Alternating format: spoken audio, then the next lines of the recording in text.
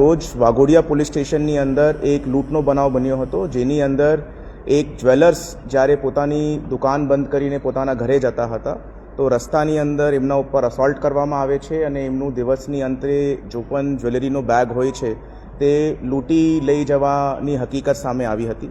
તેને FIR launch થયા પછી તાત્કાલિક પોલીસ દ્વારા એ વિસ્તારના CCTV કેમેરા ચેક કરવાનું કાર્યવાહી હાથ ધરવામાં આવી હતી અને એ CCTV કેમેરાને ચેક કરતાં પોલીસે જો છે આરોપીઓની મૂવમેન્ટને ટ્રેસ કરવામાં આવ્યું હતું.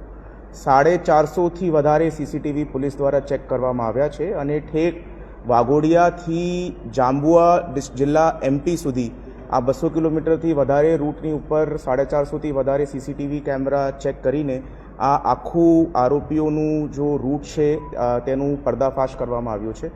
આ જો ગેંગ છે તે જાંબુઆ જિલ્લાની વાસુનિયા ગેંગ તરીકે ઓળખાય છે અને એની અંદર ગેંગના 2 મુખ્ય આરોપી પોલીસ દ્વારા અરેસ્ટ કરવામાં આવ્યા છે, જેની અંદર રમેશ વિજયાભાઈ પરમાર રહેવાસી જાંબુઆ અને રમેશ ઉર્ફે રંગી તાહિર રહેવાસી જાંબુઆ. આ 2 આરોપીઓની ધરપકડ કરવામાં આવી છે. આ બંને આરોપીઓ ઉપર પહેલાં 3 અને 5 જેટલા FIRની અંદર ગુનાઓ રજીસ્ટર્ડ છે. એ સિવાય બીજા 4 આરોપીઓને વોન્ટેડ જાહેર કરવામાં આવ્યું છે, જેની અંદર ધુલેશ ઉર્ફે દિલીપ વાસુનિયા છે, જુવાનસિંહ સકારિયા વાસુનિયા, જેલુ કેગર વાસુનિયા અને રમેશ સરકારિયા વાસુનિયા. આ તમામ ગેંગના સભ્યો ઉપર મહારાષ્ટ્ર, ગુજરાત અને MPની અંદર લૂંટ, ધાડ, આર્મ્સ એક્ટ જેવા ગંભીર ગુનાઓ નોંધાયેલા છે અને એક અક્યુઝ ઉપર મહારાષ્ટ્રની અંદર મકોકાનો ગુનો પણ રજીસ્ટર કરવામાં આવ્યો છે, Maharashtra control of organize crime act, અને એક અક્યુઝ જો છે તે 13 વર્ષની સજા કાપીને જેલમાંથી બહાર આવ્યો છે.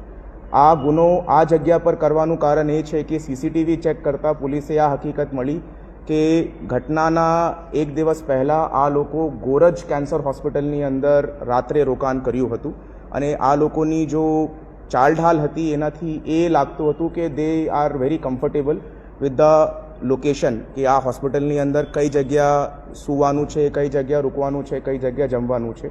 પૂછપરછ દરમિયાન એ હકીકત સામે આવી છે કે ભાઈ ધુલેશ ઉર્ફે દિલીપ વાસુનિયા જો છે એમની વાઈફનું ઇલાજ આ હોસ્પિટલની અંદર ચાલતું હતું અને એ ઇલાજ દરમિયાન એ ખરીદી કરવા માટે ઘણી વખત વાઘોડિયા ટાઉનની અંદર આવતો હતો અને આ ગેંગની જૂની એમો છે કે ભાઈ જ્વેલરીના શોરૂમ ઉપર કે જ્વેલરીના દુકાન ઉપર કે માણસ ઉપર એવી રીતે અસોલ્ટ કરવાનું અને સોના દાગીના જો છે લૂંટીને ભાગી જવાનું.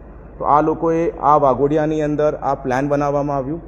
આ જો છે 11 તારીખે આ વસ્તુનો અટેમ્પ્ટ કરવામાં આવ્યું હતું, બટ જે તે દિવસે આ લોકો સફળ નહીં રહ્યા. પછી 12 તારીખે ફરીથી આ ઘટનાને અંજામ આપવામાં આવ્યું હતું. આમાં જો આરોપી છે ધુલેશ ઉર્ફે દિલીપ વાસુનિયા, 11 તારીખે એ સળિયા લઈને જો છે CCTVની અંદર કેપ્ચર થયા છે અને સળિયાથી કદાચ માણસની મૃત્યુ થઈ જાય અને ઓલરેડી એ લોકોમાંથી એક કિસ્મ 13 વર્ષની સજા કાપીને આવ્યો હતો, તો બીજા દિવસે આ લોકોએ પાઇપથી આ અસોલ્ટ કરવામાં આવ્યું હતું અને આ અત્યારે પોલીસ દ્વારા, વડોદરા રૂરલ પોલીસ દ્વારા અને MP પોલીસ દ્વારા એક જોઈન્ટ ઓપરેશન કરીને મધ્યપ્રદેશની અંદર જાંબુઆ જિલ્લામાંથી આ 2 આરોપીઓની ધરપકડ હાલ કરવામાં આવી છે. પોલીસ દ્વારા પ્રોડક્શન કરતાં 5 દિવસની પોલીસે એની અંદર રિમાન્ડ મળી છે અને આગળની કાર્યવાહી હાથ ધરવામાં આવશે. આ લોકોએ કોઈ પહેલાં રેકી કરી હતી કે કેવી રીતે? હા, આ લોકોની જો રેકી છે તે 5 તારીખે કરવામાં આવી હતી, એ પણ CCTVની અંદર કેપ્ચર છે. એક વખત અટેમ્પ્ટ કરવા માટે આ લોકોએ 11 તારીખે કોશિશ કરી હતી, પણ જો વિક્ટિમ છે તે એક 4 રસ્તા ઉપર ઊભો થઈ ગયો હતો જ્યાં એમના 4-5 મિત્રો ઊભા હતા, જેના કારણે આ લોકોએ 11 તારીખે અસોલ્ટ ના કર્યું. આ લોકોએ આ સ્પેસિફિક જગ્યા કેમ ચૂઝ કરી કે આ જગ્યા ઉપર આ જ્વેલરી? આ લોકોએ તમામ જ્વેલરી શોપ ઓનર્સની ત્યાં રેકી કરી હતી.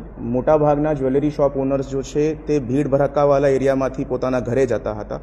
ખાલી આ જ એક ભોગ બનનાર છે જે સુનસાન રસ્તાથી પોતાના ઘરે જતો હતો, એના માટે આનું ચયન કરવામાં આવ્યું. આપણે કઈ કઈ વસ્તુ આ લોકો પાસે કબજે કરી? વાત એવી હતી કે 300 ગ્રામ સોનું પણ લૂંટાયાની એવી વાત ચાલી છે. આપણે કઈ કઈ વસ્તુ રિકવર કરી? હાલ પૂરતું જો રિકવરી છે એ પોલીસ દ્વારા અત્યારે રિમાન્ડની અંદર રિકવરી કરવામાં આવશે અને આરોપીઓ પાસે જો એક મોટરસાઇકલ હતી જો ગુનાની અંદર ઇસ્તેમાલ કરવામાં આવી છે તે રિકવર કરવામાં આવ્યું છે. આ લોકોની મોટરસાઇકલ ઉપર ફેક નંબર પ્લેટ જો છે પોલીસે મળી છે, જેના હિસાબથી ફોર્જરીના ગુનાઓ ઉમેરવામાં આવશે અને આ જો લૂંટ છે કેમ કે 6 આરોપીઓ છે તો એ પણ ધાડનું ઉમેરો આની અંદર કરવામાં આવશે.